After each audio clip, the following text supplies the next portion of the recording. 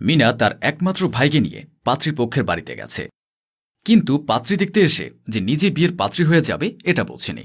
পাত্রীর বাবা সুবল চৌধুরী বললেন, তোমার নাম কি মা? কতদূর পড়াশোনা করেছ? রান্নাবান্না কিছু জানো? যাকে রান্নাবান্নার কথা বাদ দাও, এখনকার যুগে রান্নাবান্না না জানলেও চলবে। তুমি শুধু বলো তোমার কেমন ধরনের ছেলে পছন্দ। সুবলবাবুর কথা শুনে ঘাবড়ে গেল মিনা। কিসব বলছে মানুষটা, সব কিছু মাথার উপর দিয়ে যাচ্ছে। মিনা নিজের হাসি কন্ট্রোল করে বলল, মেসোমশাই, আমরা মেয়ে দেখতে এসেছি। এই যে আমার ছোট ভাই, ও একজন ভালো ডাক্তার। ওর জন্যই আপনার ছোট মেয়ের পাকা দেখা সারতে এসেছি। এসব তো আমরা জিজ্ঞেস করব, তা নয় তো আপনি আমাকে সবকিছু জিজ্ঞেস করছেন। বিয়েটা আমার ভাইয়ের, আমার না। আরে রাখো তো তোমার ভাইয়ের বিয়ে। বেটা ছেলের বিয়ের জন্য অত চিন্তা করতে লাগে নাকি? আমার ছেলের জন্য 6 মাস ধরে মেয়ে খুঁজছি, কিন্তু মনের মতো মেয়ে পাচ্ছি না। আজ যখন আমার মনের মতো মেয়ে পেয়েছি, তখন আর তোমাকে ছাড়ছি না। তোমাকে আমার ছেলের বউ হিসেবে ভীষণ পছন্দ হয়েছে। শুধু তোমার আর তোমার পরিবারের রাজি হওয়ার পালা। আমাদের এখানে তুমি একদমই রাজরানী হয়ে থাকবে। আমার ছেলে তোমাকে মাথায় করে রাখবে, বিশ্বাস করো। আর আমিও একটা ভালো বৌমা পাব। সুবলবাবুর কথা শুনে পাশে বসে থাকা মিনার ভাই তরুণ হেসে উঠল। তারপর দিদিকে বলল, দেখলি তো কি করতে এলি আর কি হয়ে যাচ্ছে। তবে এটা বেশ ভালোই। আমার তো ওনার ছেলেকে বেশ পছন্দ। দেখ কেমন চুপচাপ বসে তোকেই দেখছে তখন থেকে। শুধু তো একবার হ্যাঁ বল, তাহলে আমি 4 হাত এক করে দিয়ে নিশ্চিন্ত হতে পারি। নিজের বিয়ের বয়স হয়ে গেছে, আর উনি এসেছেন আমার বিয়ের জন্য মেয়ে দেখতে। তুই চুপ করবি? এখানে না বড়রা কথা বলছে। কথার মাঝে কথা বলতে তোকে কি বলেছে? তুই তোর নিয়ে ভাব, আমার বিয়ে নিয়ে তোকে ভাবতে হবে না। আমার বিয়ের সময় হলে আমি ঠিক বিয়ে করব। আরে মা, তোমার ভাই তো ঠিকই বলেছে। এখন বিয়ে করবে না তো কখন করবে? আর তাছাড়া তোমার মতন মেয়ের তো একটা সুস্থ সংসার দরকার, তাই না? আমাদের বাড়িটা তোমার জন্য একদম উপযুক্ত। আমি জানি তুমি না করবে না। বাকি কথা আমি তোমার বাবার সাথে বলে নেব। আমার বাবা অসুস্থ বলেই আমার ভাইয়ের জন্য মেয়ে দেখতে এসেছি। বাড়িতে একটা মেয়ের ভীষণ দরকার, তবে কাজের মেয়ের জন্য নয়। সে শুধু সংসারের লক্ষ্মী হয়ে খেয়াল রাখবে, তাকে কোনো কাজ করা লাগবে না। আমাদের বাড়িতে 2টো কাজের মেয়ে আছে। আমাদের বাড়িতে আর একটা মেয়ে দরকার, যে সংসারটাকে ভালোবেসে আগলে রাখবে। সবই বুঝেছি। ঠিক একইভাবে আমার বাড়িতেও একটা লক্ষ্মীর ভীষণ অভাব। তাই তো তোমায় বলছি, তুমি আমার এই ছেলেকে বিয়ে করো। আমার ছেলেও ভালো চাকরি করে, মোটা মাইনে পায়। তোমারও কোনোদিন কোনো দিক থেকে অসুখ হবে না। কিন্তু মেসোমশাই, আমি আপনার ছেলেকে বিয়ে করতে পারবো না। কেন মা? আমার ছেলে একজন নামকরা অফিসার। ওর আন্ডারে কতগুলো মেয়ে কাজ করে তুমি জানো? সবাই ওকে বিয়ে করার জন্য পাগল। আমার ছেলে দেখতে তো খুবই সুন্দর, তুমি তো দেখতেই পাচ্ছ। কিন্তু তাদের মধ্যে কোনোটাকে আমার পছন্দ নয় বাড়ির বউ করার জন্য। তোমাকে দেখে জানি না কেন আমার খুবই ভালো লেগেছে। তাই তো তোমায় অনুরোধ করছি, যাতে তুমি আমার ছেলের বউ হও। আপনি বুঝতে পারছেন না মেসোমশাই, আমার বিষয়টা একটু অন্যরকম। আমি এখানে আমার ভাইয়ের জন্য মেয়ে দেখতে এসেছিলাম, আর আপনি আমাকে পাত্রী বানিয়ে দিচ্ছেন দেখছি। তোমার সমস্যা কোথায় মা? তোমাকে আজ না হোক কাল একদিন তো সংসার করতেই হতো। আমার ছেলে তো দেখতে খুবই সুন্দর। সারা জীবন তো তুমি বাবার বাড়িতে আইবুড়ো থাকতে পারবে না, তাই না? মেয়েদের একসময় বিয়ে করে শ্বশুর বাড়িতে আসতেই হয়। আপনার ছেলেকে দেখতে কেমন বোকা বোকা লাগছে, গোবর গণেশ টাইপ, যেন কিছুই জানে না। এরকম একটা বোকাহাদা ছেলেকে বিয়ে করার কোনো ইচ্ছে আমার নেই। আর তাছাড়া আপনি বললেন আপনার ছেলের অফিসে অনেক মেয়েরা নাকি কাজ করে, তারা তাকে বিয়ে করার জন্য পাগল। যে ছেলের জন্য এত মেয়ে বিয়ে করার জন্য পাগল, আমি কেন তাকে বিয়ে করতে যাব?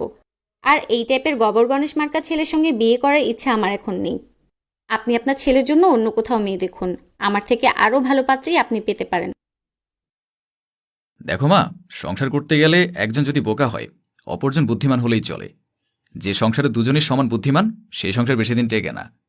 তোমাকে দেখেই বোঝা যাচ্ছে তুমি তো চালাক। আমার ছেলে বোকা হলেও কোনো সমস্যা নেই।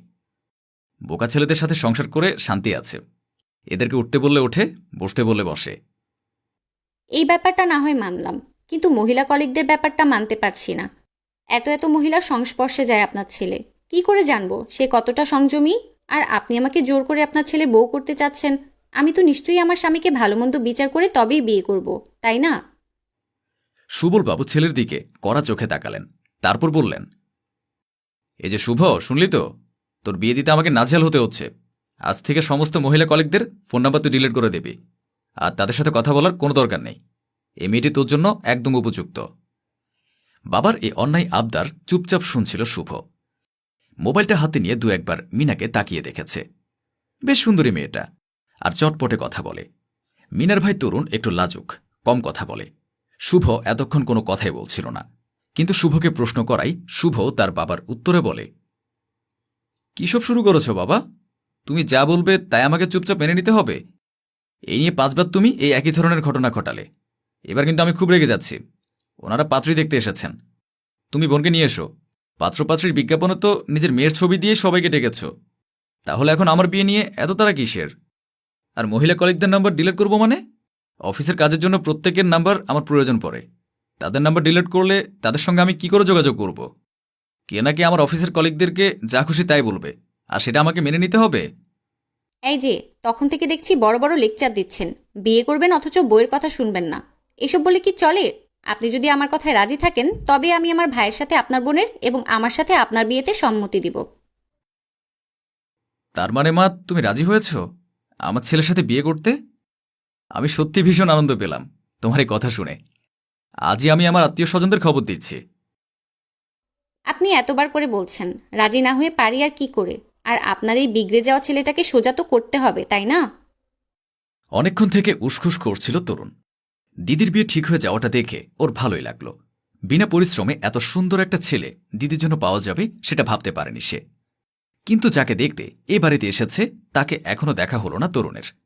তাই সে কৌতূহলবশত জিজ্ঞেস করেই বসল, আপনার মেয়েকে তো দেখলাম না, সে কোথায়? তাকে একবার নিয়ে আসুন, তাকেও তো দেখি। তোমরা বসো, আমি আমার মেয়েকে এক্ষুনি নিয়ে আসছি বলে সুবলবাবু ঘরের ভেতর থেকে নিজের মেয়েকে আসতে বললেন। মেয়ে প্লেটের মধ্যে মিষ্টি জল সাজিয়ে পাত্রপক্ষের সামনে বাবার চোখে তাকিয়ে বলল, এই মেয়েটাকে বুঝি দাদার জন্য পছন্দ করেছো? বেশ মিষ্টি মেয়েটা, কিন্তু তোমার চয়েস আছে।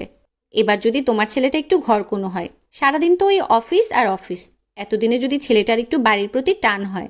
হ্যাঁ রে মা, এই মেয়েটাকে আমার খুব পছন্দ হয়েছে। ওর কথাবার্তা, চালচলন সবকিছুই খুব সুন্দর। তাদের 4 হাত এক করে দিতে পারলে বাবা হিসেবে আমি ভীষণ নিশ্চিন্ত হব। মিনা মনে মনে ভাবল, সে তার ভাইয়ের জন্য পাত্রী দেখতে এসেছিল, আর এখানে সে কিনা নিজের বিয়ে ঠিক করে ফেলেছে। অবশ্য তার অসুস্থ বাবা অনেকদিন ধরেই তাকে বিয়ের জন্য বলছিলেন, কিন্তু মনের মতো পাত্র না পাওয়াতে তার কিছুতে বিয়ে করতে ইচ্ছে হচ্ছিল না। কিন্তু এবারেতে এসে এমন একটা প্রস্তাব পেয়ে আর না করতে পারেনি সে, কারণ তারও বয়স হয়ে যাচ্ছে। এখন এমন একটা সঙ্গী দরকার তার, যে মানুষটা তাকে বুঝবে।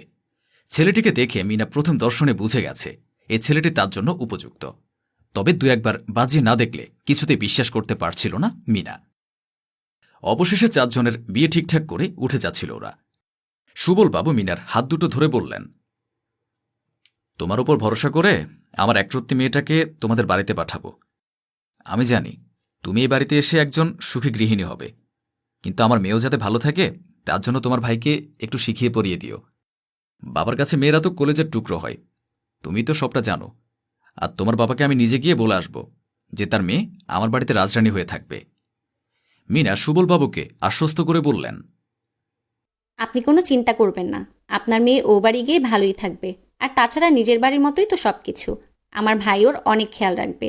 আমি আপনার ছেলেকে বিয়ে করতে রাজি হয়েছি তার একটাই কারণ, যাতে আমাদের পরিবারটা পরিপূর্ণ হয়। আর আপনি মানুষ হিসেবে এতটাই ভালো যে রাজি না হয়ে পারলাম না। তবে আপনার এই বিগড়ে যাওয়া ছেলেটাকে সোজা করার দায়িত্ব আমি নিলাম।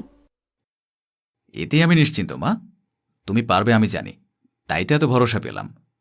থাক থাক, আমার বিগড়ে যাওয়ার দায়িত্ব আর আপনাকে নিতে হবে না। আপনি বরং নিজের দায়িত্বটা পালন করুন, তাহলেই হবে। একটা হাসি দিয়ে সেখানেই সবকিছু থেমে গেল। মিনা ওর ভাইকে নিয়ে বাড়ি গেল এবং সুবলবাবুকে বলে গেল, আপনার একটা ভালো দিন দেখে দিনক্ষণ ঠিক করুন, সেই দিনেই না হয় শুভ কাজ সম্পন্ন হবে।